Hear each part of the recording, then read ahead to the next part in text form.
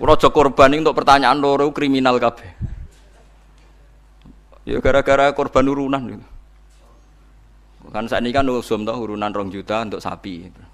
Berarti nak 2 juta ping 7 untuk dhewe 14 juta. Pertama takokane apik sese kurang ajar. Pak Bahak, yang tanya itu udah orang NU. Pak Bahak. Katanya kalau sapi satu itu ditumpahi wong piro? 7. Nah, itu kalau misalnya sapi limusin. Sapi limusin itu kan harganya 70 juta. Itu kalau urunan orang pitu kan berat. Misalnya urunan wong 20, seanggap aja kuat lah. Sapi limusin ditumpahi wong 20. Sauni-unimu kata saya. Terus dia mari tanya saya gara-gara saya guyon nih.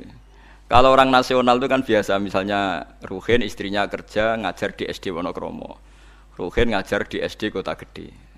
Kan kalau orang nasional kan biasa. Yang tanya saya itu orang nasional. Ya ada NU, ada Muhammadiyah orang nasional, tapi senang Islam itu. Ya Islam lah, pokoknya senang Islam. Terus artinya nanti kan istrinya Ruhin kan korban di SD Wonokromo sama pak cowok yang guru situ. Ruhin korban di Kota Gede sama guru-guru putri yang di Kota Gede. Nah, berarti kan bojom digodol wong. Makanya pertanyaan, kalau korban bareng itu resikonya itu kan kadang nggo bojone wong. Mergo sing bagian sing urun iku kan enggak mahram.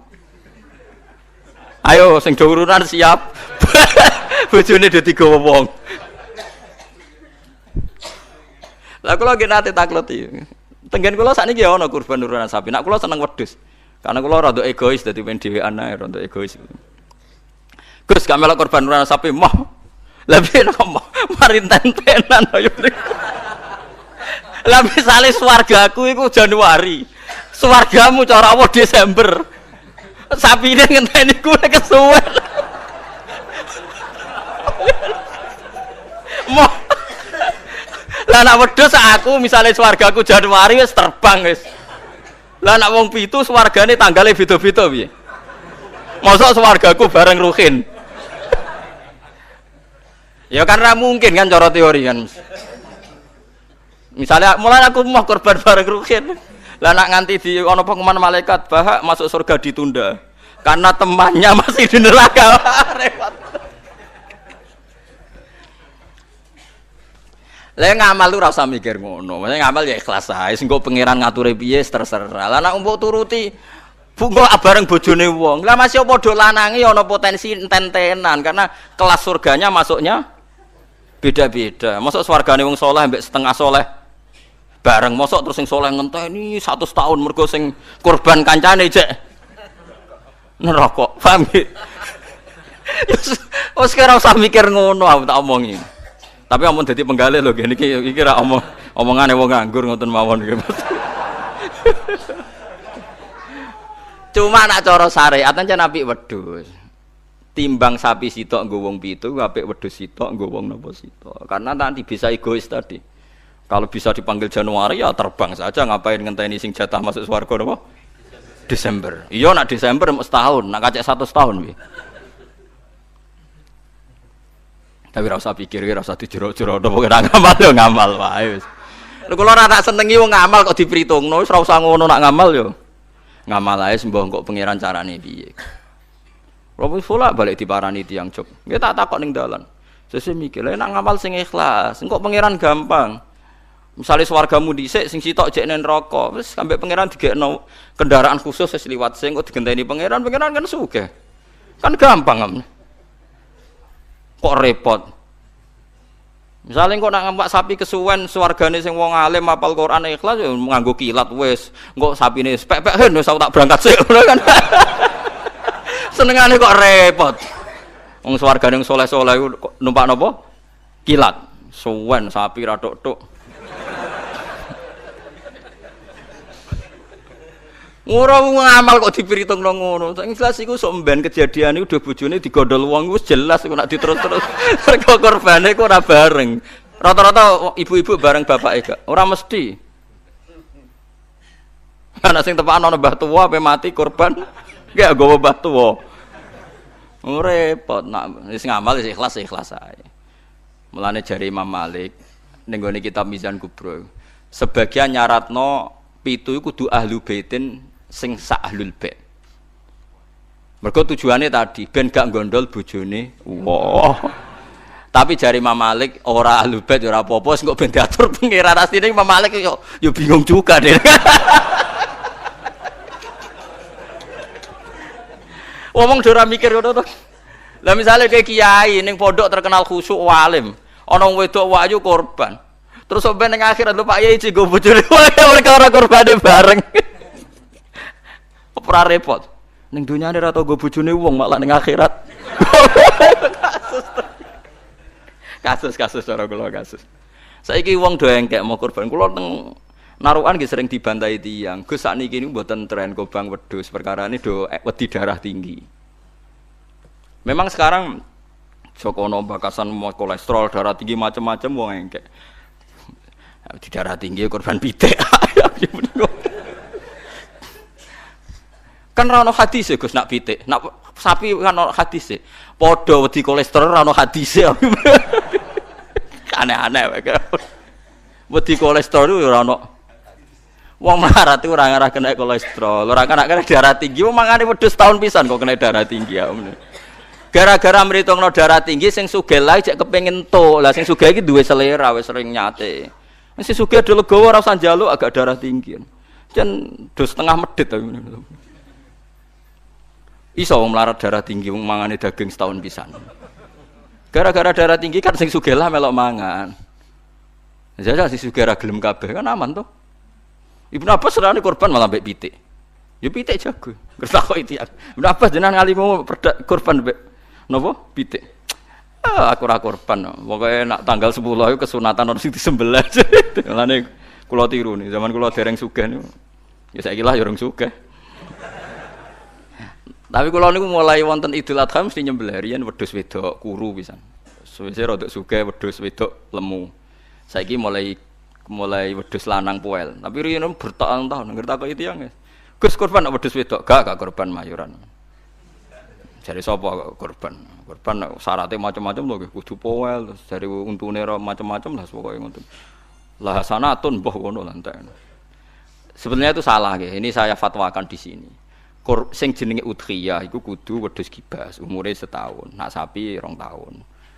Ana sing darani utawa ditandai tanggal gigine itu benar itu udhiyah. Tapi sebetulnya kalau tanggal 10 itu kesunatan nyembelih apa saja asal halal, asal gak tikus. Sehingga Ibnu Abbas itu tiap tanggal 11 nyembelih pitik, nggih pitik tenan. Dik iku pitik. Supaya menghilangkan toma. Mergo iku yaumu aklin wa syurbin, hari makan-makan. Lah wong Jawa salah kaprah. Berhubung ra kelar wedhus gak nyembelih blas, akhirnya toma. Nek ra kebagian ngungkit panitia. Iku keliru. Utawa tuku daging, minimal keluarga itu ndak toma. Nggih, minimal keluarga itu ndak apa? Ndak toma. Iku duro, malane cara fikih iku mala yudraku kulluh la yudraku kulluh. To al-maisur la yaskutu bil ma'sur. Nek ra iso ideal aja blas. Blas iku larangane Islam. Dadi nek ra iso korban wedhus mergo melarat itu tuku daging 1 kilo. Nek ra iso yo pitik, nek ra iso lele, penting gak tikus. Wis pokoke ngono. Dadi mala yudraku kulluh la yudraku kulluh. Nek ra iso ideal aja blas. Lha iku teng narukan kula warai tenan. Kula tunjukno ning masyarakat. Akhirnya mulai guru-guru do anut nyembelih cempe cilik-cilik angger bodo. Jare anut Gus Pak, penting ke jomuni korban, takoki wong yo muni mayoran. Ya sudah begitu. Dulu Ibnu Abbas begitu, ulama-ulama dulu gitu. Saiki ora. Ora iso korban wedhus gak blas. Akhirnya toma. Nang toma nyalahno panitia napa masjid. Sentimen ora dikeki wis ndi. Itu salah niki. Ndak baik hidup gitu. Dadi kok ide eleng-eleng nggih mala yudraku kullu iku la yudraku kullu. Isla al-maisur la yaskutu bil ma'sur. Kalau bisa sedikit ya sedikit itu lakukan, jangan sama sekali. Jadi misalnya ana wong wudu, anane banyu sak gelas, nggo tangan gak kena, nggo sikil gak kena ya wudu ra ini tok. Liyane ditunda. Kok pangeran maklum, pancen isane ra ya ra. Ana wong diutang 10 juta. Isane nyaur 1 juta, sahur sik 1 juta terus blas. Tetep lumayan kan bagi sing disaur. Kalong napa? 1 juta. Aja kok terus blas. Nah wong salah kaprah, anggere ora iso terus blas dadi Rabi wong wedok iku syaraté ya ayu, nasab, nurut, apik. Tapi nek ora iso papat sifat iku ya sakanane sing gelem ngono wae. Aja terus gak rabi lah. Ngono pokoke bangsa blas iku gak boleh. Wong rapal Quran ra alim ya tetep mulang jare Nabi balihu ani walau ya isane sayat kulhu wis diurang terus kulhu. Barokah kulhu ngene-ngene suwe-suwe terakhir barokah kulhu mati husnul khotimah. Wis ngono lah nerangno barokah kulhu sugih kowe ora sugih-sugih. Pokoke barokah kulhu husnul khotimah. Wis pokoke sauni-unimu lah. Sing penting ono sing diterangno. Pentingnya ilmu satu bahwa itu akan menjadikan satu perilaku. Misalnya begini ya, dulu itu kiai-kiai Jawa zaman dulu itu berpatokan karena dulu pemerintahan Hindia Belanda, seorang lagi masih pemerintahan Hindia Belanda. Itu dalil yang sering diutarakan itu sebaik-baiknya umara itu yang datang ke ulama, terus sejelek-jeleknya ulama itu yang datang ke umara. Tapi semenjak pemerintahan Indonesia dan kemudian ditandai beberapa tokoh kayak Gus Wahid putra Kiai Hasyim jadi Menteri Agama, ada Gus Wahid putra Kiai Wahab juga jadi Menteri Agama, ada Kiai Fathur Rahman keluarga Mbah Maimun, keluarga Sarang juga pernah jadi Menteri Agama. Kemudian bersamaan dengan itu dibangunlah satu pegangan ilmu. Pegangan ilmu ini penting karena ini yang mengilhami semua orang Islam, terutama ya utamanya ulamanya. Ada seorang ustadz, seorang guru ngaji yang karena melihat rata-rata penguasa itu zalim ya, datang ke Harun Ar-Rasyid. Ini perlu disemak, datang ke Khalifatullah atau Amirul Mukminin Harun Ar-Rasyid. Karena beliau seorang raja tentu terduga lah atau ya umumnya atau gimana lah istilahnya itu ya rata-rata ya agak seenaknya namanya raja, namanya penguasa. Ini dalam pikiran ustadz itu udah mesti dalam fakta. Kemudian si ustadz itu matur, ya Amirul Mukminin inni nasihun lak famusyaddidun alaika fala tajidanna fi nafsika syai'an. Saya ini mau nasihati Anda, kemudian saya cara nasihati itu keras. Tolong jangan dimasukkan hati. Dia bilang famusyaddidun alaika. Saya nanti kalau nasihati itu keras sekali. Tolong dimaklumi karena ini penting karena Anda harus dinasihati secara keras. Tapi sebelum nasihat itu diutarakan kata Harun Ar-Rasyid karena beliau Bani Abbas dan beliau orang alim termasuk muridnya Imam Malik. Kata Harun Ar-Rasyid, uskut, kamu diam Ustaz. Inna Allaha ta'ala arsala man huwa khairun minka ila man huwa syarrun minni wa ma'adhalika yaqulu Allahu ta'ala faqula lahu qawlan layyinan la'allahu yatadzakkaru aw yakhsha. Jadi ini sekaligus etika dan norma ya bagi semua dai di Indonesia dan semua kita. Wahai Ustadz kamu diam. Allah Ta'ala itu ngutus orang yang lebih baik ketimbang kamu, yaitu Nabi Musa, ke orang yang lebih jelek ketimbang saya, yaitu ke Fir'aun. Itu saja harus pakai etika faqula lahu qawlan layyinan. Kamu harus ngomong yang halus. Jadi intinya ini Harun Ar-Rasyid komplain. Kamu itu kalau jadi Ustadz ngaji kira-kira gitu. Jadi betapa baiknya orang dulu memahami Quran. Jadi Quran itu dibaca, kemudian kita mungkin baca terus jadi cerita, mungkin ada yang baca jadi perilaku, ada yang baca kemudian itu mengilhami, membentuk. Nah kira-kira itulah yang membentuk kiai-kiai alim di NU, di beberapa pesantren maupun orang-orang alim di luar NU. Asal ngajinya dan bacanya seperti kita, pasti seperti itu. Karena cara berpikir tadi sudah. Jadi akhirnya si Ustadz tadi keluar dan minta maaf, anta a'lamu minni, ternyata engkau lebih alim ketimbang saya. Jadi kalimat famusyaddidun alika, saya akan keras cara memberi nasihat, itu yang diket, yang dipotong, yang dibatalkan atau yang diralat oleh Khalifatullah Harun Ar-Rasyid. Yaitu dikatakan inna Allaha ta'ala arsala man huwa khairun minka ila man huwa syarrun minni. Yaitu Allah mengutus orang yang lebih baik ketimbang kamu, yaitu Nabi Musa, ke orang yang lebih jelek ketimbang saya, yaitu Fir'aun. Itu pun harus faqula lahu qawlan layyinan. Cara berdakwah harus dengan kata-kata yang halus, yang lembut, yang indah. Dan dengan kata-kata itu diharapkan la'allahu yatadzakkaru aw yakhsha. Semoga yang didakwai menjadi ingat. Sehingga dengan kemampuan ilmiah seperti ini menjadi pegangan bersama bahwa kita sebagai dai atau sebagai tetangga atau sebagai sama-sama warga Indonesia, bawaan kita memang harus faqula lahu qawlan layyinan la'allahu yatadzakkaru aw yakhsha. Kemudian dalam disiplin ilmu yang lain, halus itu tidak harus tidak kuat. Angin itu ya halus, tapi kalau di manage itu jadi kekuatan yang dahsyat. Begitu juga air dan sebagainya. Sehingga tidak perlu khawatir terus kalau dakwah halus itu tidak punya efek yang signifikan. Tidak juga. Allah Ta'ala itu pengelola angin. Angin itu kekuatannya dahsyat. Sehingga Nabi Sulaiman dikasih kekuatan angin dan bisa terbang kemana-mana. Kemudian sekarang jadi teknologi yang banyak memanfaatkan angin. Mulai rem, mulai apa saja. Sehingga dari cerita saya ini kemudian terus kiai-kiai itu membentuk dakwah termasuk di ekonomi dengan cara yang rileks.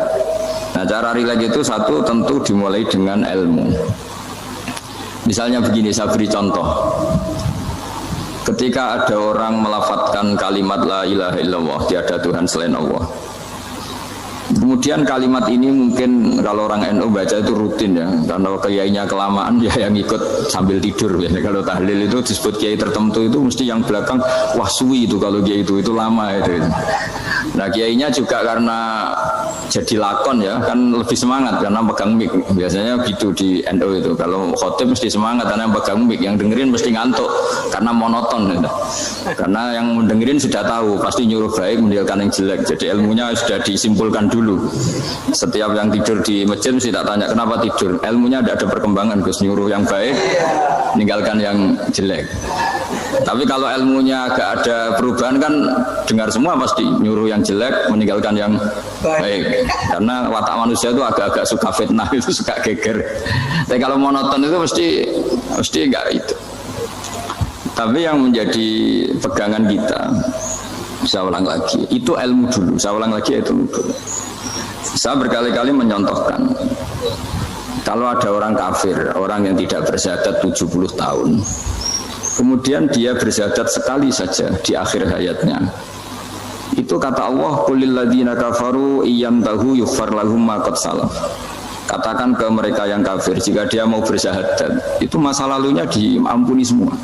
Sehingga kedahsyatan kalimat ini luar biasa. Orang yang kafir 70 tahun saja barokahnya la ilaha illallah ini dosanya bisa diampuni semua.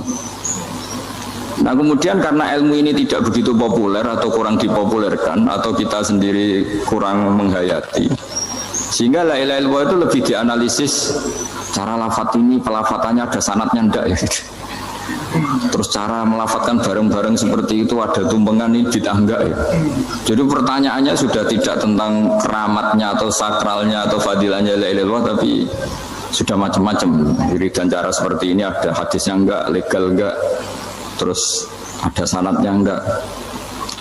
Jadi saya mohon semohon-mohonnya untuk teman-teman yang di Al-Iman itu harus ngaji ya. Ngaji itu nanti kamu tahu cara mandang sebuah ibadah atau perilaku atau apa sajalah tahu. Karena al-ilmu yurisul ahwal, ilmu itu bisa mengilhami cara pandang. Dulu yaitu saya ulang lagi, ketika zaman Hindia Belanda, karena pemerintahnya Hindia Belanda itu ulama-ulama keras sekali, sejelek-jeleknya ulama itu yang datang ke Umaro. Tapi setelah era Mbah Hashim, era sampai Mbah Maimun, itu mereka peduli sama Umaro, sama semuanya sama-sama warga Indonesia yang ingin melihat Indonesia yang lebih baik. Sehingga banyak ya, kakak saya sendiri pernah wakil bupati, terus putra Mbah Maimun wakil gubernur, ini teman saya Ki Hafid ya bupati. Semenjak itu terus, dan itu nggak lepas dari cara pandang. Yaitu cara pandang diantaranya adalah cerita tentang Nabi Musa yang Allah tetap peduli sama Fir'aun, sehingga tetap didakwai Nabi siapa? Musa. Dan posisi Musa datang bukan memanggil. Ya, cuma kayak sampai sekarang tuh belum pernah ke kantor bupatinya Pak Hafid, karena kadang-kadang orang terus curiga mengajukan proposal, jadi agak repot. Ketemu bupati itu sialnya kiai kan mesti pikirannya orang bupati ini nyangoni, kiai ini disangoni itu terus kayak kita fakir miskin itu. Jadi makanya saya itu belum pernah datang, tapi alhamdulillah karena beliau berambisi menjadi wa khairul umara mayatuna babal ulama. Jadi datang tapi sangat ambisius ingin mengalahkan ulama, karena dia kalau datang statusnya lebih tinggi. Ya tidak apa-apa, ini tawaduk tapi niatnya nggak begitu tawaduk. jadi saya sering di Jakarta tapi ya tadi jarang ya. Biasanya nganggarkan waktu hanya pas saja, tidak kurang tidak lebih. Biasanya ngajar di pondoknya Pak Kures itu di Baitul Quran ya. Hanya ngajar santri-santri itu. Nah, jadi pemahaman Quran dulu itu kata Imam Ghazali itu membaca Quran itu membaca bukan bercerita. Kalau kamu membaca seperti ini kunta qori'an, kamu pembaca. Pembaca itu yang mengambil pelajaran. Tapi kalau kamu hanya cerita itu namanya kunta hakian. Sebenarnya Anda tidak membaca Quran, tukang cerita. Misalnya tadi cerita Nabi Musa datang ke Fir'aun. Itu kalau kamu hanya cerita, wah dulu itu ada orang namanya Fir'aun didakwai Nabi yang namanya Musa. Ya namanya tukang cerita. Kalau kamu pembaca tidak gitu. Betapa baiknya Allah. Orang sengawur Fir'aun saja inginnya Allah masih ingin diselamatkan dengan mengutus Nabi Musa kekasihnya. Itu namanya kunta qori'an. Kamu pembaca betul, bukan kunta hakian. Kamu tukang cerita. Begitu juga seterusnya tentang Quran ayat-ayat seterusnya. Sehingga yang diharapkan dari pembacaan Quran itu memang kita sebagai ahli baca, ahli mu'tabir ya, ahli yang ngambil pelajaran, bukan tukang cerita.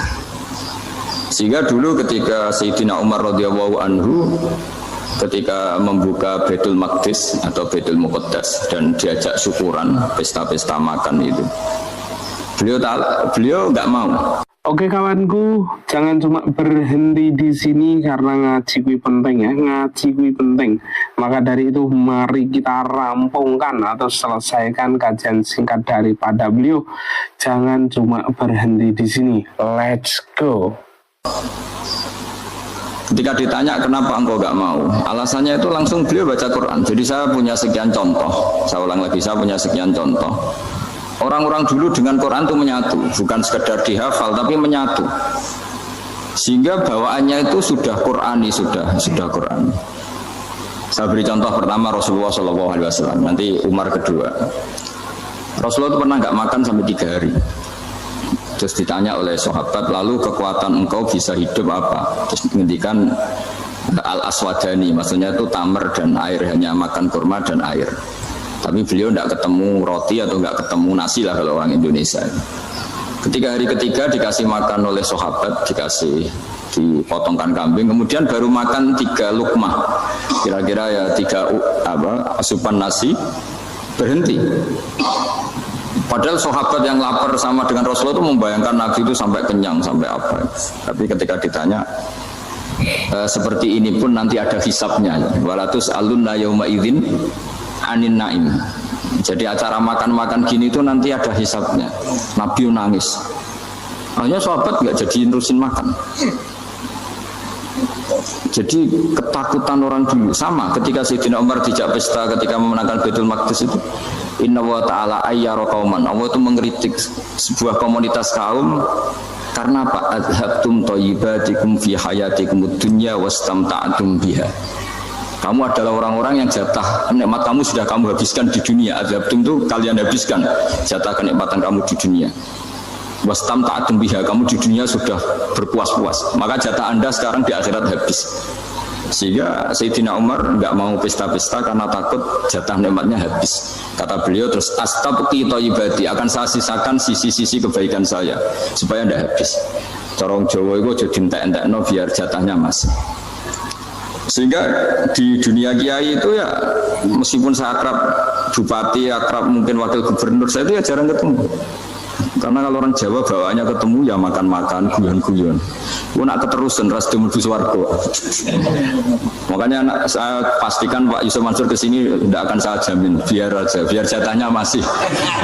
Jadi ini bukan karena saya fasil, biar jatahnya masih. Medit menyelamatkan. Ya, jadi itu ilmunya kiai. Nah, efek dari ilmu ini dahsyat. Kalau Anda berpikir tentang nasib Anda di akhirat, nanti bawaannya juga tidak akan mudah menyalahkan orang lain, tidak akan menghakimi orang lain, karena sibuk dengan dirinya sendiri, tapi tidak dengan makna egois, tapi makna orang baik itu siapa? Orang yang sibuk dengan aib pada dirinya, dengan kekurangan pada dirinya, saking sibuknya mikir aibnya sendiri, tidak sempat mengoreksi aibnya orang lain. Itu awal ilmu. Ilmu itu tidak dimulai dari larangan. Kalau larangan karuan, tidak termasuk ahli surga orang yang suka mengadu domba, tidak termasuk orang baik yang cari kesalahan orang lain. Itu namanya pelarangan. Tapi ilmu itu di atas nahi, di atas pelarangan itu. Kamu punya kesadaran bahwa kamu itu yang penting selamat dulu, jangan memikirkan orang lain. Dengan makna bukan egois, tapi dengan makna supaya tidak menyalahkan orang lain. Nah, saya termasuk, ya boleh dikatakan kiai lah, yang paling fanatik bahwa semuanya itu harus dimulai dari ilmu. Ya, saya ulang lagi, dimulai dari ilmu. Nah, dari sini kemudian saya berharap Indonesia menjadi damai, menjadi baik. Itu bukan karena kita baik-baik banget, ya tidak mungkin kita ada nabi, tapi karena sudah sibuk dengan memikirkan kesalahan diri sendiri. Sehingga misalnya kita baca Quran, Rabbana zalamna anfusana, lalu kita langsung ingat betapa hubungan kita dengan Allah itu harus ikrar dulu, merasa zalim dulu, merasa salah dulu.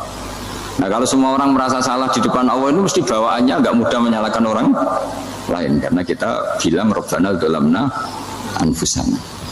Nah, itulah ilmu-ilmu yang mungkin banyak membaca Quran tapi hanya baca, atau kalau baca ini tok disebut al-haqi, ahli cerita. Yang dibutuhkan tuh al-qari, pembaca kemudian mu'tabir, kemudian mau beriktidal.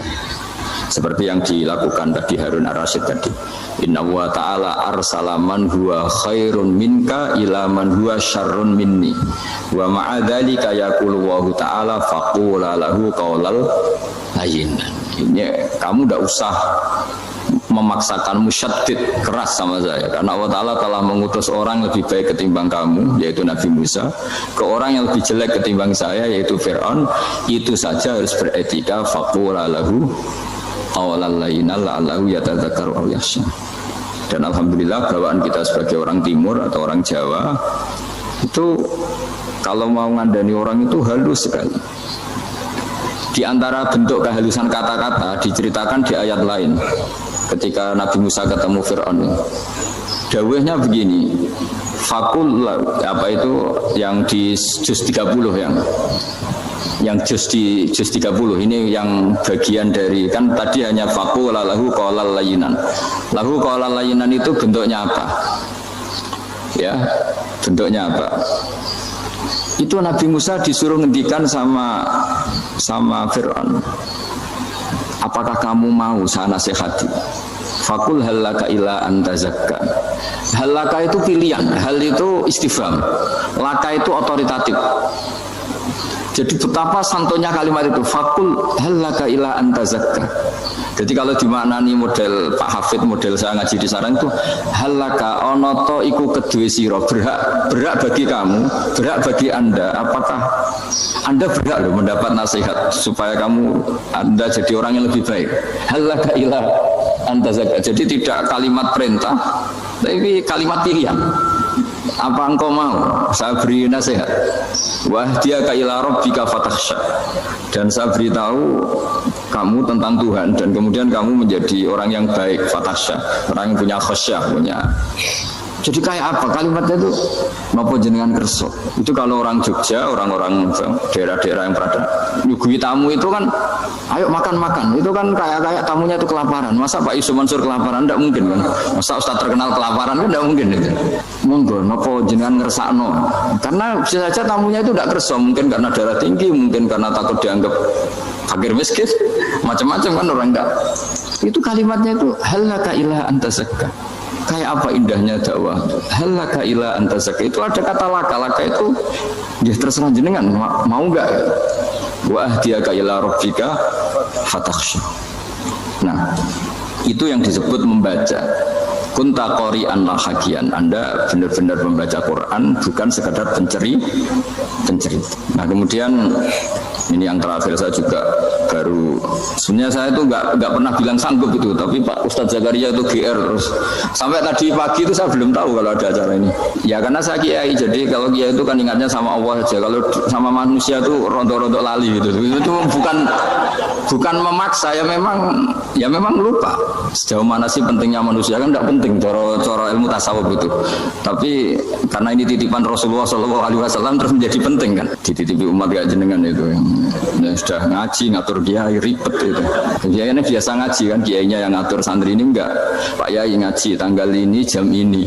Itu kan mengabaikan semua aktivitas kiai. Padahal jam ini mungkin saya punya jam, mungkin jalan-jalan atau ngaji atau mutolaah atau munajat. Gara-gara Pak Zakaria ini terus Mas Tamam ini yang provokasi. Harus ngaji di jam ini, tema ini. Saya itu kalau ngaji ditentukan tema itu, ini memang saya agak keras di bab ini. Itu kayak ibarat gini loh. Saya ini dokter, kemudian ada orang yang sakitnya itu jantung, terus bilang ke saya, Pak dokter sembuhkan kukul saya. Wong penyakit ekstrimnya itu jantung, kok bila disembuhkan apa? Kukul. Kan gak penting, sembuh tidak sembuh, kukul itu kan gak penting. Jerawat itu. Kiai itu tahu kesalahan paling fatal manusia itu akidah. Tapi kadang-kadang mintanya ilmu yang tidak akidah, yang gak penting. Jadi kadang-kadang kiai itu ya digurui betul kalau di Indonesia. Misalnya ini tidak nyindir loh, memang marah betul ya, kalau di bab-bab seperti ini. Tapi ini biar jadi ilmu masif, ilmu yang general. Saya ulang lagi ya, Anda jadi dokter, tahu pasien Anda ini penyakit jantung kronis atau sudah fatal lah sudah. Terus orang itu bilang, Pak Yai, itu Pak dokter, tolong obati kulit saya supaya tidak jerawatan. Kamu bilang ini orang aneh enggak ya? Aneh kan? Nah kiai juga gitu. Saya sering itu ada orang mau haji itu, Gus doain saya jadi haji mabrur. Pernah belajar haji Pak? Dereng Gus. Mungkin enggak orang belum belajar nyupir terus kemudian minta didoain, Gus saya mau nyupir doain selamat. Nyupir aja enggak bisa kok minta doa selamat. Harusnya urutannya kan belajar dulu baru minta doa. Tapi kali ini aliman bener ngajaknya akidah dulu, ahli sunnah. Nah itu bener karena akidah itu hal yang prinsip, memang harus. Kalau kebetulan nggak bener taruh visi betul. Untungnya kalau temanya bener. Jadi saya mohon ke seluruh orang-orang yang mau ngaji ke kiai itu, tema itu biar yang milih kiai supaya tahu prioritas yang harus benahin. Jangan tema yang kita yang milih, jangan-jangan tema yang kita pilih itu tidak mendesak atau tidak penting. Ini bukan apa-apa, ini saking ingin baik saya ya, keinginan baik saya supaya dulu zaman sahabat ya gitu. Kalau ada pertanyaan salah sama Nabi dibenerin, cuma Nabi terlalu bijak, cara benerin tuh enak. Kalau saya karena tidak Nabi saja ya agak kasar kan, kalau tidak Nabi tidak wajib bener terus. Yang wajib bener terus itu Nabi. Saya beri contoh, Nabi itu ngendikan tentang kiamat. Kiamat itu dahsyat, mengerikan gini-gini. Kalau pikirannya orang kampung itu begini, Nabi ini aneh. Cerita kiamat dahsyat tapi nggak ada tanggalnya, nggak ada tahunnya. Harusnya ada dong biar kita bisa persiapan. Sehingga Nabi disomasi di tengah-tengah khutbah itu, ya Rasulullah mata sa'ah. Nah, karena ini orang Bedui, Nabi nggak dengerin, maju ulang lagi. Mata sa'ah ya Rasulullah. Ketika Nabi mengabaikan itu ada dua kelompok sahabat, yang satu bilang lam yasma, Nabi tidak dengar sehingga mengabaikan. Yang kedua bilang sami'a wa kariha, Nabi sebenarnya mendengar tapi tidak berkenan. Tapi diulang lagi ketiganya, ya Rasulullah mata sa'ah. Akhirnya Nabi jawab, mau tidak mau, karena kalau enggak ya dia namanya orang Bedui ngomong terus. Nabi balik tanya, ya karena cara berpikir dia kalau kiamat itu jelas kapannya kan bisa persiapan gitu. Paling enggak pas mau kiamat terus pas ngaji Quran apa kan bisa persiapan gitu. Akhirnya Nabi balik tanya, ma'atatalah. Kalau kamu berani tanya kiamat, lalu persiapan kamu apa? Ya terus orang itu bilang masyhur itu, ma'atatalah kabira sholatin wala siyamin wala kadza wa kadza walakinni uhibbuka. Saya sebenarnya tidak punya persiapan ya Rasulullah, cuma persiapan banyak puasa ya enggak, banyak sholat enggak, tapi saya mencintai engkau. Masyhur itu jadi hadis paling legenda, almar'u ma'aman ahabba, sebagian disebut anta ma'aman ahbabta. Ini kata semua sahabat yang di masjid. Si Bedui ini orang paling dibenci sahabat karena mengganggu Nabi saat khutbah, tapi akhirnya ini menjadi orang paling dicintai sahabat karena barokahnya itu hadis itu keluar secara terbuka, almar'u ma'aman ahabba. Sebagian riwayat yuhsyarul mar'u ma'aman ahabba, nanti orang akan sowan sama Allah bersama orang yang mereka cintai. Nah itu sahabat-sahabat fama farihu ba'dal Islam farahahum biadal hadis. Mereka tidak pernah senang setelah masuk Islam sesenang hadis ini. Karena kita tidak perlu soleh-soleh banget, cukup nyintai orang apa? Soleh gitu. Makanya saya sekali sering bilang itu ya, kadang-kadang saya jadi orang alim itu ya rugi. Ruginya tadi, misalnya ya, untuk menjadi orang alim kan harus hafal Quran, ngaji Bukhari, Muslim, Ikhya. Ternyata pengumuman kedua orang nggak bisa apa-apa, gelombang kedua para pecinta, waduh, itu kan repot ya. Jadi kita yang jadi orang alim susahnya bukan main, ternyata disaingi pengumuman kedua dan para pecintanya, wah itu kan akhirnya ketemu orang-orang nggak jelas tadi itu. Nah itu ya termasuk farah dalam Islam, farhatul aibin. Jadi senang itu di Islam itu ibadah. Ya kul bi fadlillah wa bi rahmati fa bidzalika falyafrahu. Senang itu diperintahkan Allah. Saya tuh sering di kamar, kadang itu nyun sewu kayak gatelan gitu, apa itu. Ya agak kukur-kukur terus merengut saja malu. Malu saya itu dilihat Allah kok kayak agak ridho itu malu. Ya kayak tadi lah, kamu dikasih rumah gratis, kemudian pas yang ngasih datang kamu kelihatan cemberut, itu yang ngasih kan mangkel. Jadi dikasih gratis masih cemberut. Sama hubungan kita dengan Allah itu semuanya dikasih gratis.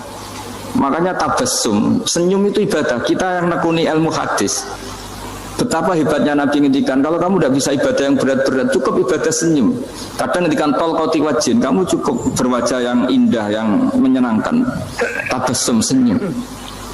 Kalau kamu tidak bisa membalas jasanya orang yang ngasih, minimal kamu senyum, melihat minimal kamu kelihatan senang gitu. Nah, makanya senang itu sudah ibadah. Dan sekarang orang untuk senang aja susah. Karena bawaannya nuntut orang lain supaya kayak keinginan dia, bawaannya nuntut, ya ribet. Kalau gitu ya ribet. Makanya saya bilang al ilmu yurisul ahwal. Ilmu itu diperkuat. Nanti yurisul ahwal. Ilmu itu akan membentuk Anda. Dulu beberapa raja itu ya kumo luhur karena jadi raja, punya apa saja. Tapi punya penasihat ulama itu nasihat itu sederhana. Ada seorang raja tanya ke kiai, gimana dengan semua kerajaan saya? Wah, padahal dia punya apa saja. Jenengan miskin sekali, itu kerajaan seluas ini. Kok bisa aja? Terus ditanya sama si ulama tadi. Andaikan Anda di padang pasir, kemudian kalau tidak minum segelas air itu mati, apakah Anda akan membeli segelas air ini dengan semua kerajaan Anda? Oh iya, pasti apapun saya lakukan untuk mendapat satu gelas air. Terus la tafrah bimulkin la yusawi syarbata ma'in. Kamu jangan bangga dengan kerajaan yang nilainya itu enggak sebanding dengan segelas apa? Air. Akhirnya raja itu mikir, saya tidak jadi raja bisa hidup, tapi kalau nggak minum air mati. Berarti penting satu gelas air. Akhirnya lama-kelamaan ini nganggap kerajaan itu biasa, ternyata nggak sepenting segelas air. Ya seperti kita lah, misalnya orang nggak punya alpat tuh tidak malu, tapi kalau nggak punya celana itu malu. Kamu mau punya alpat tapi nggak punya celana? Kan nggak mau. Yaitu ilmu itu yurisul akhwal. Ilmu akan melahirkan satu perilaku. Jadi kalau ilmu Anda mantap, pasti syukurnya juga mantap gitu. Ya makanya saya termasuk kiai yang selalu mendorong pentingnya ilmu. Bahkan kata Sufyan Ats-Tsauri ngendikan saking pentingnya ilmu ada kata fa'lam annahu la ilaha illallah, dimulai kata fa'lam. Dan saking pentingnya ilmu itu setiap nabi itu status permanennya itu hanya satu, mengajar. Rabbana wab'ats fihim rasulam minhum yatlu 'alaihim ayatik, membacakan ayat-ayat Allah, sampai wa yu'allimuhumul kitab, mengajarkan kitab wal hikmah. Bahkan Allah sendiri wasofa dzatahul 'aliyah bi annahu al-muallim, yaitu Allah ngendikan Ar-Rahmanu 'allamal Qur'an. Jadi betapa hebatnya pengajar. Allah sendiri mensifati dirinya itu Ar-Rahmanu 'allamal Qur'an. Allah itu Maha Rahman yang mengajarkan Quran. Di surat Iqra juga disebutkan Iqra wa rabbukal akram alladzi 'allama bil qalam. Jadi Allah mensifati dirinya sebagai pengajar. Kayak apa pentingnya mengajar? Karena al-ilmu yurisul ahwal. Ilmu ini melahirkan satu sikap. Pernah ada orang hartanya itu habis karena ngobati ibunya. Terus datang ke saya, dia sumpek karena hartanya habis ngobati ibunya. Terus dia bilang, Gus, saya ini sekarang sudah miskin karena ibu saya sakit dan harta saya habis untuk ngobati ibu saya. Terus tak guyoni sama saya, on kepen pinter apa kepen goblok? Kepen pinter Gus, ingin pinter apa ingin goblok? Katanya ingin pinter. Kalau ingin pinter bahasanya jangan gitu, harta kamu itu masih di akhirat karena habis untuk ngobati ibu. Bayangkan kalau habis untuk maksiat itu habis betul. Terus dia mulai syukur, alhamdulillah Gus, harta saya habis secara heroik karena untuk mengobati apa ibu. Sudah pinter dia, akhirnya miskin sampai sekarang ya tetap pede saja karena masih punya tabungan di akhirat. Dan itu saya terinspirasi oleh ilmu juga. Jadi dulu Sayyidah Aisyah itu pernah nyimpan sepotong daging kambing, disimpan untuk dimakan beliau. Karena beliau mau iftar ya, mau buka atau apa. Singkat cerita, karena bawaan keluarga Nabi itu sakho, ada orang minta dikasihkan. Suatu saat akhirnya kan habis, terus Nabi tanya, yang daging tadi di mana? Habis. Terus Nabi cara menjelaskan tuh indah sekali. Harta kamu itu baju yang kamu pakai, nanti ya rusak. Yang kamu makan nanti ya ke WC. Wa tasaddaqta fa abqaita. Memang di semua riwayat itu pakai dhamir mukhatab mudzakkar. Meskipun asal-usul riwayat itu untuk Sayyidah Aisyah karena untuk umum. Yang kamu sedekahkan tuh yang masih. Kamu jangan bilang kamu sedekahkan tuh yang habis. Yang kamu sedekahkan tuh yang masih. Misalnya saya punya uang 1 miliar misalnya. Terus pernah tak sedekahkan ke fakir miskin atau ke kiai atau ke pondok 100 juta. Itu yang mesti masih karena kadung di luar kekuasaan kita. Kadung lillahi ta'ala. Justru yang masih itu yang potensi nanti untuk hal-hal yang kurang positif. Semenjak itu orang sedekah itu begitu entengnya karena itu yang masih. Ya tapi tentu sarannya yang tepat ya. Saya sekarang sering kampanye sedekah tepat karena misalnya sering saya itu didatangi orang kaya. Saya ini punya uang banyak, ingin punya masjid biar dipakai orang Jumatan. Terus saya bilang, kamu ingin jadi orang baik betul apa baik versi Anda? Baik betul Gus. Tak ajarin mau, gak tersinggung, mau Gus. Kalau Anda bikin masjid di kampung Anda, masjid terbaik di dunia sekalipun, yang bingung saya ahli fikih. Kok bisa? Kan terjadi 2 Jumatan, nanti sahnya yang mana? Kamu enak aja bikin masjid, kamu bikin masalah baru bagi kiai fikih di daerah kamu. Belum nanti orang terus migrasi ke masjid Anda karena lebih baik, koriknya lebih baik. Kamu membunuh masjid yang lebih tua, itu nggak sopan sekali, masjid itu sudah lebih tua kamu. Akhirnya mikir, nggak usah Gus kalau gitu, sedekah apa saja yang penting perintah jenengan gimana. Ya sih. Jadi sedekah itu juga harus dibina supaya kalau orang kan bisa saja kan uang 100 juta itu untuk fakir miskin manfaat, ternyata untuk masjid yang sifatnya aksesoris, untuk lampu yang kristal yang mahal-mahal bukan yang pokok. Itu pentingnya ngaji ya. Jadi lagi-lagi al-ilmu yurisul ahwal. Ilmu itu melahirkan satu sikap. Jadi ketika ada masjid baru, kalau orang nggak bisa ngaji fikih, wow ada masjid baru, masjid banyak. Jadi kalau yang ngaji fikih ngerti ini malah ada masalah baru karena ada ta'addud Jumatan. Gimana hukumnya 2 Jumatan dalam kondisi yang tidak mendesak. Makanya sekarang saya baru kampanye itu. Dulu itu kalau ada masjid banyak itu kan faktornya beda ormas, beda pemahaman atau agak jauh, masih hukum sosial atau bawaan kondisi. Misalnya di dekat UGM itu ada masjid kampung pertama, bawaan masjid karena ada kantor besar atau bawaan ada pabrik besar atau ada sekolahan besar. Nah sekarang itu ada pertanyaan baru, ada masjid baru karena ada orang kaya ingin bikin masjid, itu gimana itu hukum? Ya, tapi kalau orang nggak nekuni fikih itu ya langsung wah bagus untuk bangun masjid. Bagus dia gini sing kangelan memfikihkan tadi. Nah itu ilmu. Jadi kalau yang tidak nekuni fikih itu ya tidak tersiksa, tapi yang nekuni fikih itu pasti tersiksa karena seperti itu tadi.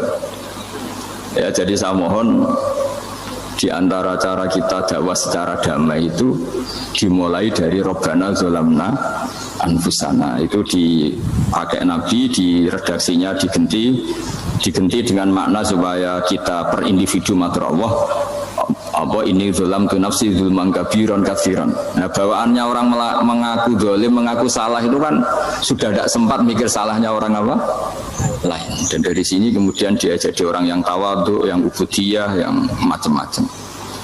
Sehingga Nabi ini bukan dianggap ya pasti penjelas terbaik. Terus Allah meredaksikan wa ma tuqaddimu li anfusikum min khairin tajiduhu indallah. Apa saja kebaikan yang kamu sudah berikan untuk Allah sampai akhirat itu ya pasti kamu temukan di akhirat. Terus yang terakhir saya beri contoh orang peminta-minta sa'il.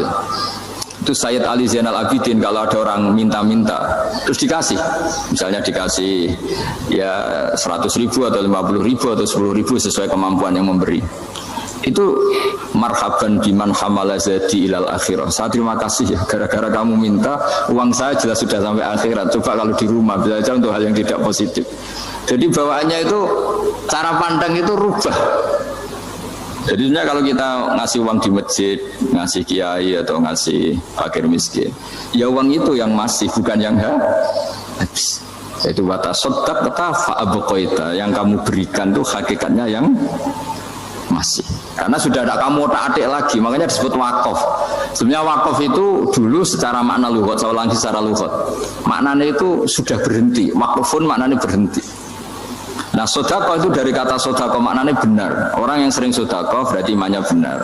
Orang yang uang sudah diberikan berarti dia sudah terputus, wakaf berhenti dari hubungannya dengan dia.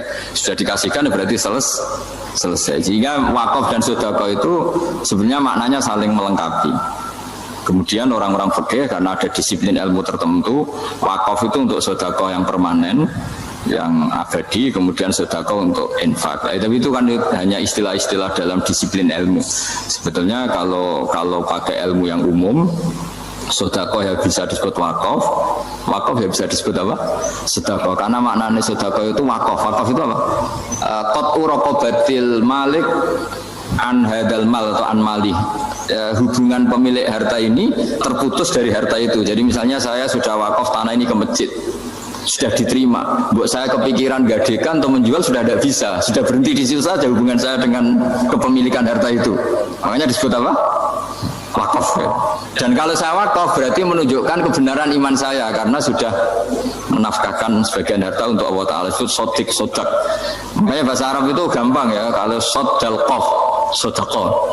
Orang kalau bayar mahar disebut sodak karena menunjukkan cintanya. Teman yang setia disebut sodik karena ya benar dalam berteman.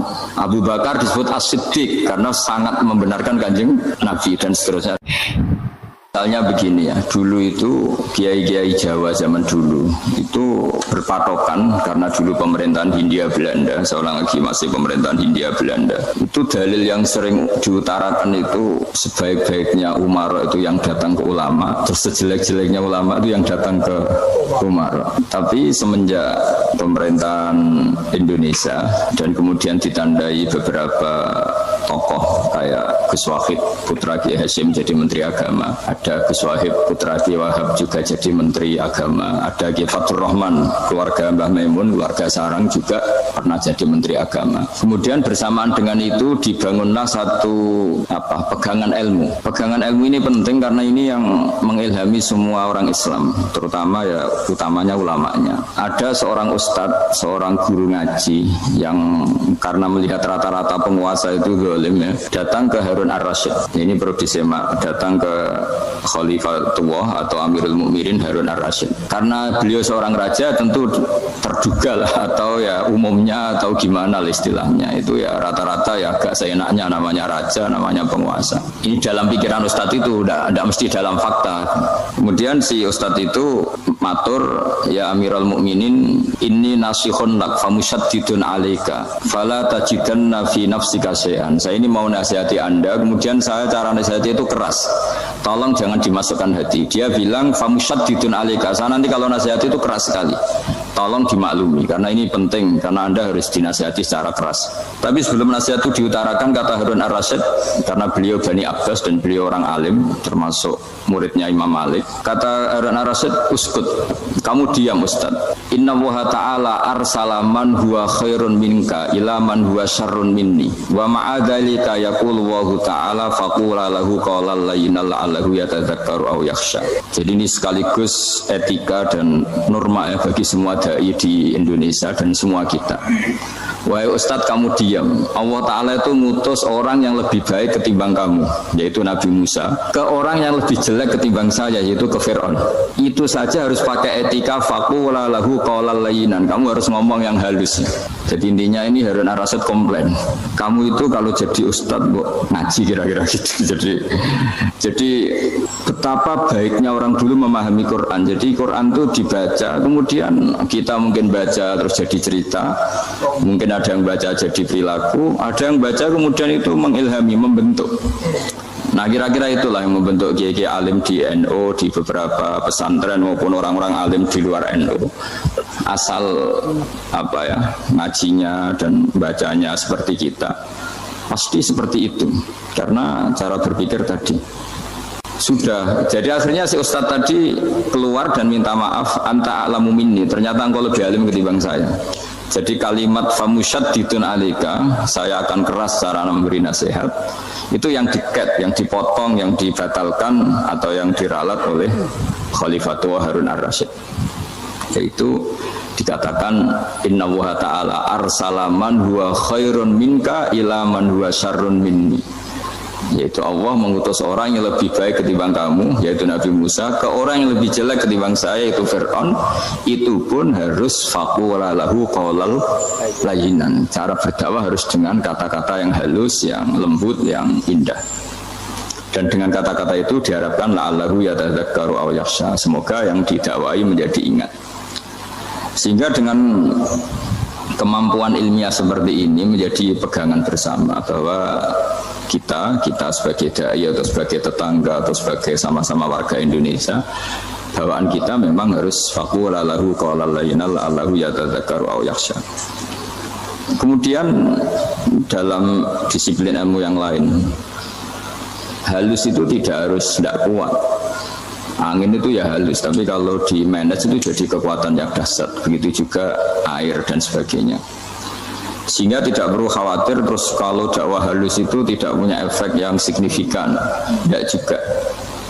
Allah Ta'ala itu pengelola angin. Angin itu kekuatannya dahsyat. Sehingga Nabi Sulaiman dikasih kekuatan angin dan bisa terbang kemana-mana. Kemudian sekarang jadi teknologi yang banyak memanfaatkan angin.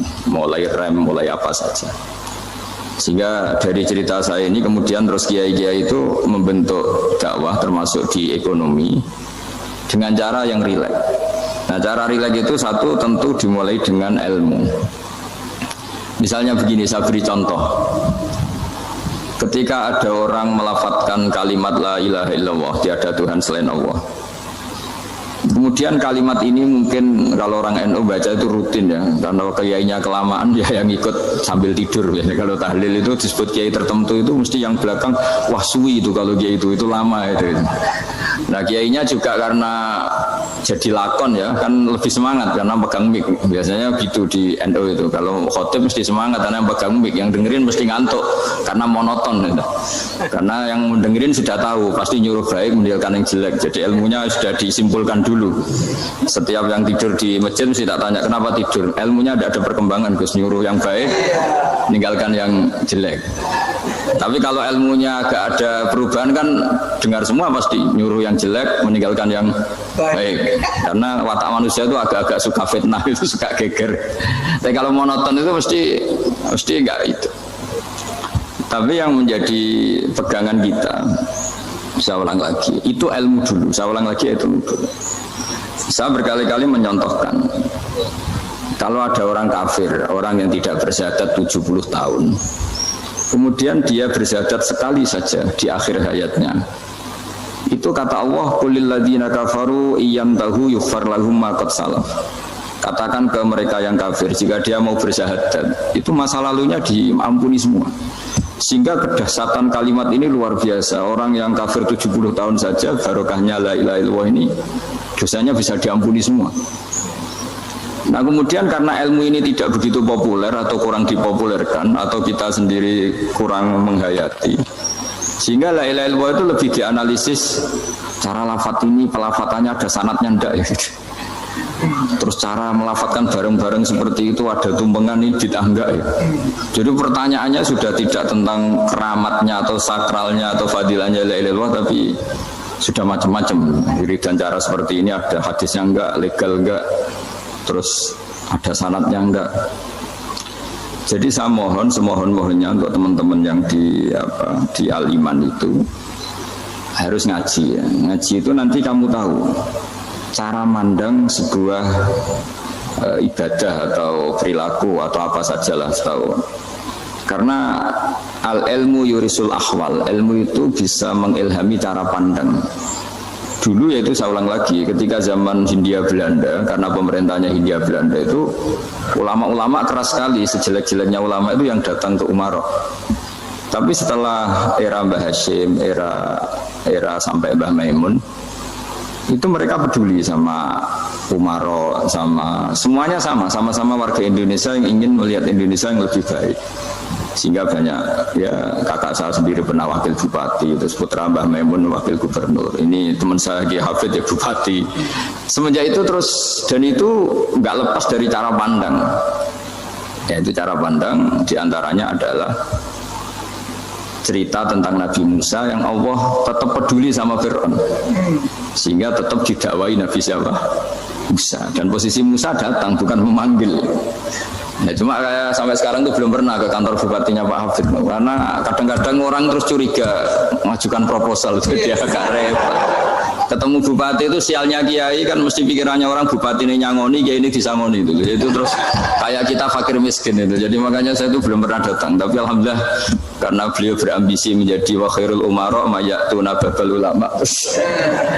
Jadi datang tapi sangat ambisius ingin mengalahkan ulama, karena dia kalau datang statusnya lebih tinggi. Ya tidak apa-apa, ini tawaduk tapi niatnya nggak begitu tawaduk. jadi saya sering ke Jakarta, tapi ya tadi jarang ya. Biasanya nganggarkan waktu hanya pas saja, tidak kurang tidak lebih. Biasanya ngajar di pondoknya Pak Kures itu di Baitul Quran, hanya ngajar santri-santri itu. Nah, jadi pemahaman Quran dulu itu kata Imam Ghazali itu membaca Quran itu membaca, bukan bercerita. Kalau kamu membaca seperti ini, kunta qori'an, kamu pembaca. Pembaca itu yang mengambil pelajaran. Tapi kalau kamu hanya cerita, itu namanya kunta hakian. Sebenarnya Anda tidak membaca Quran, tukang cerita.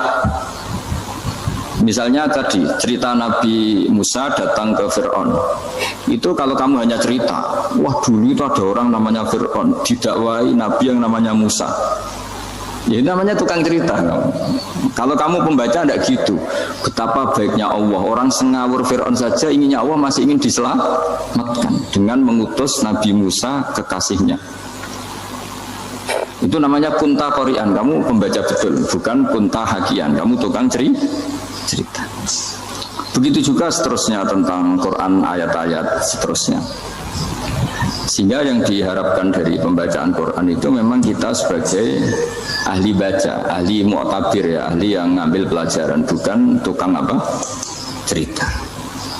Sehingga dulu ketika Sayyidina Umar radhiyallahu anhu ketika membuka Baitul Maqdis atau Baitul Muqaddas dan diajak syukuran, pesta-pesta makan itu, beliau nggak mau. Oke kawanku, jangan cuma berhenti di sini karena ngaji kui penting ya, ngaji kui penting. Maka dari itu mari kita rampungkan atau selesaikan kajian singkat daripada beliau. Jangan cuma berhenti di sini. Let's go. Ketika ditanya kenapa engkau nggak mau, alasannya itu langsung beliau baca Quran. Jadi saya punya sekian contoh. Saya ulang lagi, saya punya sekian contoh. Orang-orang dulu dengan Quran itu menyatu, bukan sekedar dihafal tapi menyatu. Sehingga bawaannya itu sudah Qurani, sudah Quran. Saya beri contoh pertama Rasulullah SAW, nanti Umar kedua. Rasulullah itu pernah nggak makan sampai 3 hari. Terus ditanya oleh sahabat, lalu kekuatan engkau bisa hidup apa? Terus menghentikan al-aswadani, maksudnya itu tamar dan air, hanya makan kurma dan air. Tapi beliau tidak ketemu roti atau nggak ketemu nasi lah kalau orang Indonesia. Ketika hari ketiga dikasih makan oleh sahabat, dipotongkan kambing, kemudian baru makan 3 lukmah, kira-kira ya 3 asupan nasi, berhenti. Padahal sahabat yang lapar sama dengan Rasulullah itu membayangkan Nabi itu sampai kenyang, sampai apa. Tapi ketika ditanya, seperti ini pun nanti ada hisabnya. Walatus alunna yauma idzin anin naim. Jadi acara makan-makan gini itu nanti ada hisabnya. Nabi nangis. Hanya sahabat nggak jadi nerusin makan. Jadi ketakutan orang dulu sama ketika Sayyidina Umar dijak pesta ketika memenangkan Baitul Maqdis itu. Inna wa ta'ala ayyara qauman. Allah itu mengkritik sebuah komunitas kaum karena apa? Adhabtum thayyibatikum fi hayatikum dunya wastamta'tum biha. Kamu adalah orang-orang yang jatah nikmat kamu sudah kamu habiskan di dunia. Azabtum itu kalian habiskan jatah kenikmatan kamu di dunia. Wastam ta'atum biha, kamu di dunia sudah berpuas-puas. Maka jatah Anda sekarang di akhirat habis. Sehingga Sayyidina Umar enggak mau pesta-pesta karena takut jatah nikmatnya habis. Kata beliau terus astabqi thayyibati, akan saya sisakan sisi-sisi kebaikan saya supaya tidak habis. Corong Jawa itu aja dientek-entekno biar jatahnya masih. Sehingga di dunia kiai itu ya meskipun saya akrab bupati, akrab mungkin wakil gubernur, saya itu ya jarang ketemu. Karena kalau orang Jawa bawaannya ketemu ya makan-makan, guyon-guyon. Aku nak keterusan ras mlebu swarga. Makanya saya pastikan Pak Yusuf Mansur ke sini tidak akan saya jamin, biar aja, biar jatahnya masih. Jadi ini bukan karena saya bakhil, biar jatahnya masih. Medit menyelamatkan. Ya, jadi itu ilmunya kiai. Nah, efek dari ilmu ini dasar. Kalau Anda berpikir tentang nasib Anda di akhirat, nanti bawaannya juga tidak akan mudah menyalahkan orang lain, tidak akan menghakimi orang lain karena sibuk dengan dirinya sendiri, tapi tidak dengan makna egois, tapi makna orang baik itu siapa? Orang yang sibuk dengan aib pada dirinya, dengan kekurangan pada dirinya, saking sibuknya mikir aibnya sendiri, tidak sempat mengoreksi aibnya orang lain. Itu awal ilmu. Ilmu itu tidak dimulai dari larangan. Kalau larangan karuan, tidak termasuk ahli surga orang yang suka mengadu domba, tidak termasuk orang baik yang cari kesalahan orang lain. Itu namanya pelarangan. Tapi ilmu itu di atas nahi, di atas pelarangan itu. Kamu punya kesadaran bahwa kamu itu yang penting selamat dulu, jangan memikirkan orang lain. Dengan makna bukan egois, tapi dengan makna supaya tidak menyalahkan orang lain. Nah, saya termasuk ya boleh dikatakan kiai lah yang paling fanatik bahwa semuanya itu harus dimulai dari ilmu. Ya saya ulang lagi, dimulai dari ilmu. Nah, dari sini kemudian saya berharap Indonesia menjadi damai, menjadi baik. Itu bukan karena kita baik-baik banget ya, tidak mungkin kita ada nabi, tapi karena sudah sibuk dengan memikirkan kesalahan diri sendiri. Sehingga misalnya kita baca Quran, Rabbana zalamna anfusana, lalu kita langsung ingat betapa hubungan kita dengan Allah itu harus ikrar dulu, merasa zalim dulu, merasa salah dulu. Nah, kalau semua orang merasa salah di depan Allah itu mesti bawaannya agak mudah menyalahkan orang lain, karena kita bilang Rabbana zalamna anfusana. Nah, itulah ilmu-ilmu yang mungkin banyak membaca Quran tapi hanya baca. Atau kalau baca ini tok disebut al-haqi, ahli cerita. Yang dibutuhkan tuh al-qari, pembaca kemudian mu'tabir, kemudian mau beritikad. Seperti yang dilakukan tadi Harun ar-Rasyid tadi. Inna wa ta'ala arsala man huwa khairun minka ila man huwa syarrun minni. Wa ma'adzalika yaqulu wa ta'ala faqula lahu qaulal layyinan. Ini kamu tidak usah memaksakan musyaddid keras sama saya, karena Allah Ta'ala telah mengutus orang lebih baik ketimbang kamu, yaitu Nabi Musa, ke orang yang lebih jelek ketimbang saya, yaitu Fir'aun. Itu saja harus beretika. Faqula lahu qawlan layyinan la'allahu yatadzakkaru aw yakhsha. Dan alhamdulillah bawaan kita sebagai orang timur atau orang Jawa itu kalau mau ngandani orang itu halus sekali. Di antara bentuk kehalusan kata-kata diceritakan di ayat lain.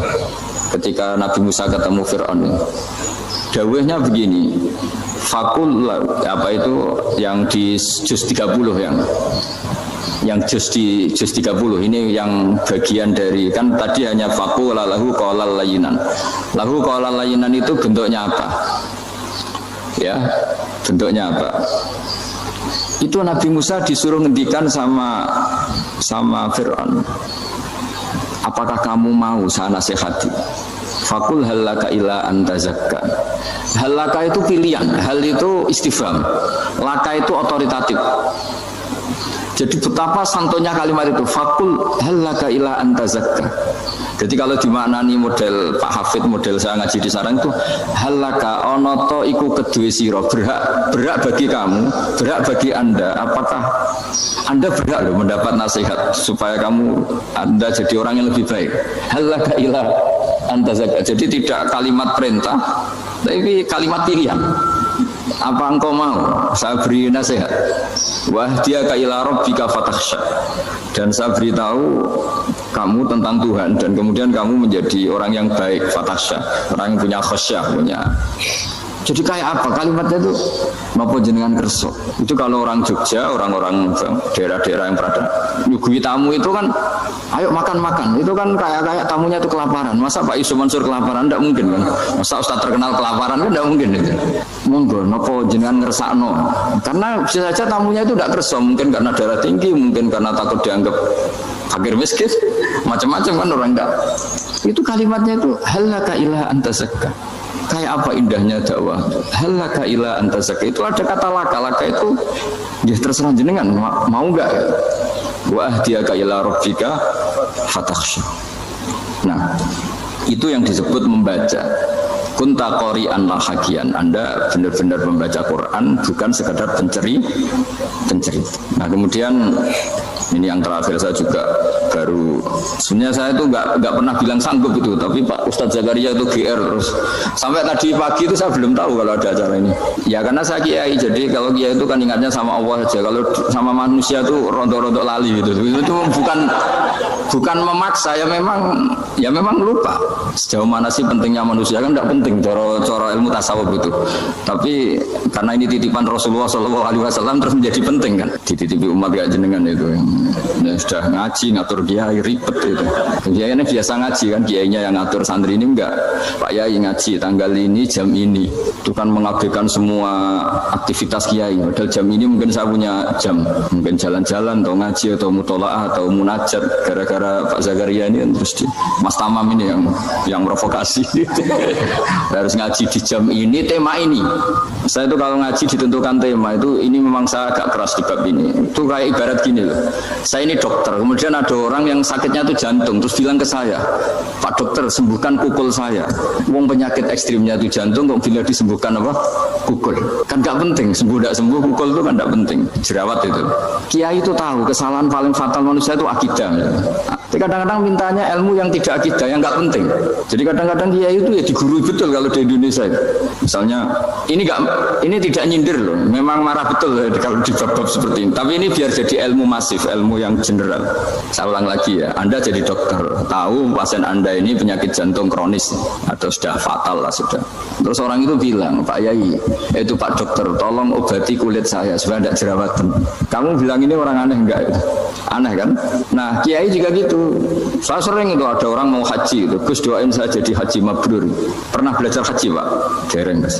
Mungkin enggak orang belum belajar nyupir terus kemudian minta didoain, Gus saya mau nyupir doain selamat. Nyupir aja enggak bisa kok minta doa selamat. Harusnya urutannya kan belajar dulu baru minta doa. Tapi kali ini aliman bener ngajaknya akidah dulu, ahli sunnah. Nah itu bener karena akidah itu hal yang prinsip memang harus. Kalau kebetulan nggak bener taruh visi betul. Untungnya kalau temanya bener. Jadi saya mohon ke seluruh orang-orang yang mau ngaji ke kiai itu tema itu biar yang milih kiai supaya tahu prioritas yang harus benahin. Jangan tema yang kita yang milih. Jangan-jangan tema yang kita pilih itu tidak mendesak atau tidak penting. Ini bukan apa-apa, ini saking ingin baik saya ya, keinginan baik saya supaya dulu zaman sahabat ya gitu.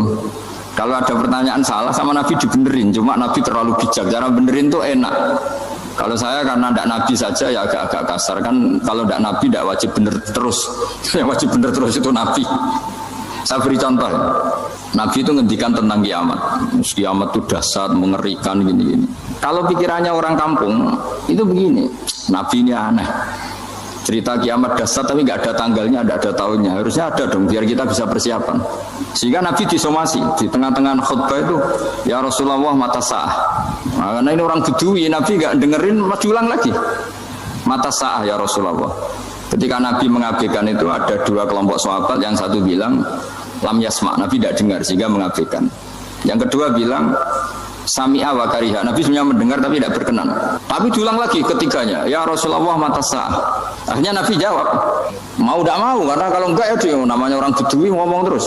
Nabi balik tanya, Ya karena cara berpikir dia kalau kiamat itu jelas kapannya kan bisa persiapan gitu. Paling enggak pas mau kiamat terus pas ngaji Quran apa kan bisa persiapan. Akhirnya Nabi balik tanya, ma'atatalah. Kalau kamu berani tanya kiamat, lalu persiapan kamu apa? Ya terus orang itu bilang masyhur itu, ma'atatalah kabira sholatin wala siyamin wala kadza wa kadza walakinni uhibbuka. Saya sebenarnya tidak punya persiapan ya Rasulullah, cuma persiapan banyak puasa ya enggak, banyak sholat enggak, tapi saya mencintai engkau. Masyhur itu jadi hadis paling legenda, almar'u ma'aman ahabba, sebagian disebut anta ma'aman ahabbta. Ini kata semua sahabat yang di masjid. Si Bedui ini orang paling dibenci sahabat karena mengganggu Nabi saat khutbah, tapi akhirnya ini menjadi orang paling dicintai sahabat karena barokahnya itu hadis itu keluar secara terbuka, almar'u ma'aman ahabba. Sebagian riwayat yuhsyarul mar'u ma'aman ahabba, nanti orang akan sowan sama Allah bersama orang yang mereka cintai. Nah itu sahabat-sahabat fama farihu ba'dal Islam farahahum biadal hadis. Mereka tidak pernah senang setelah masuk Islam sesenang hadis ini. Karena kita tidak perlu soleh-soleh banget, cukup nyintai orang apa? Soleh gitu. Makanya saya sekali bilang itu ya, kadang-kadang saya jadi orang alim itu ya rugi. Ruginya tadi. Misalnya untuk menjadi orang alim kan harus hafal Quran, ngaji Bukhari, Muslim, Ikhya. Ternyata pengumuman kedua orang nggak bisa apa-apa, gelombang kedua para pecinta, waduh, itu kan repot ya. Jadi kita yang jadi orang alim susahnya bukan main, ternyata disaingi pengumuman kedua dan para pecintanya, wah itu kan akhirnya ketemu orang-orang nggak jelas tadi itu. Nah itu ya termasuk farah dalam Islam, farhatul aibin. Jadi senang itu di Islam itu ibadah. Ya kul bi fadlillah wa bi rahmati fa bidzalika falyafrahu. Senang itu diperintahkan Allah. Saya itu sering di kamar, kadang itu nyun sewu kayak gatelan gitu, apa itu. Ya agak kukur-kukur terus merengut saja malu. Malu saya itu dilihat Allah kok kayak agak ridho itu malu. Ya kayak tadi lah, kamu dikasih rumah gratis, kemudian pas yang ngasih datang kamu kelihatan cemberut, itu yang ngasih kan mangkel. Jadi dikasih gratis masih cemberut. Sama hubungan kita dengan Allah itu semuanya dikasih gratis. Makanya tabassum, senyum itu ibadah. Kita yang nekuni ilmu hadis, betapa hebatnya Nabi ngendikan, kalau kamu tidak bisa ibadah yang berat-berat, cukup ibadah senyum.